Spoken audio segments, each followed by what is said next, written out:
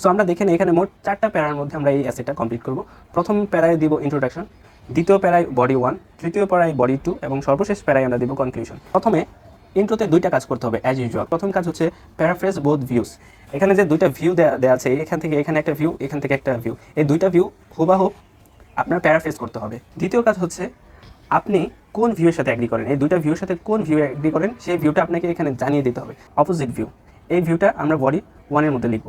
এখানে কি থাকবে, অপোজিট ভিউটা মানুষ কেন চিন্তা করে, মানুষের পার্সপেক্টিভ থেকে আমাদের এই রিজনটা দিতে হবে।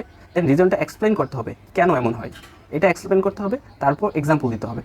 বডি 2-তে হবে সাপোর্টিং ভিউ। এখানে কি লিখবো, সেম কাজ, এই ভিউটা কেন পিপল চিন্তা করে সেটা রিজন দেবো, আমাদের চিন্তা না কিন্তু মানুষ কেন চিন্তা করে সেটা রিজন দেবো, সেটা এক্সপ্লেন করব 2 অথবা 3 সেন্টেন্সের মধ্যে, সর্বশেষ একটা এক্সাম্পল দিয়ে দেবো।